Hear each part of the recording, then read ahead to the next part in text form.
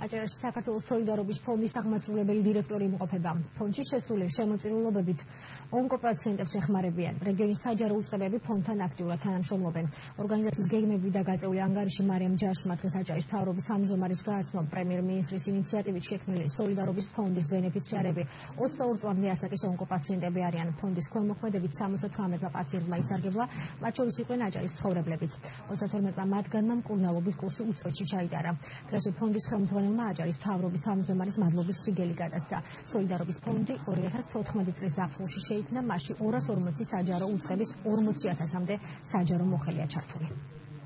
პირველ ეტაპზე სოლიდარობის ფონდმა უკვე გადაჭრა 22 წლამდე ასაკის ონკოლოგიური დაავადებების მქონე ბავშვებისა და ახალგაზრდების დაფინანსების პრობლემა.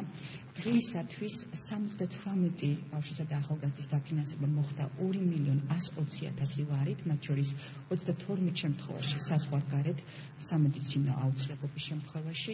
აჭარის ავტონომიური რესპუბლიკა, მოგახსენეთ, რომ არის ერთ-ერთი ყველაზე მსხვილი დონორი სოლიდარობის ფონდში ყოველთვიური დონაციების მიხედვით და ჩვენ სიმბოლური მადლობის სიგელი და ასევე ჯილდო გადავეცით მთავრობის თავმჯდომარეს. პირველ რიგში მოხარული ვარ, რომ დღეს სიგელი მივიღეთ, საპატიო სიგელი ეს მთლიანად აჭარის მაცხოვრებლებს, მთლიანად აჭარიდან მონაწილეებს ეკუთვნის, იცით რომ ძირითადად წარმოდგენილი ვართ საჯარო სექტორი, დიდი ინვესტიცია, რომელიც ხორციელდება აჭარაში ატლანტის ჯორჯიანოს ფედერალობაში, რომელიც ახორციელებს ახალგაზრდობაში მოიხსენებათ სასტუმროს და აპარტამენტების მშენებლობის დაწყების წინ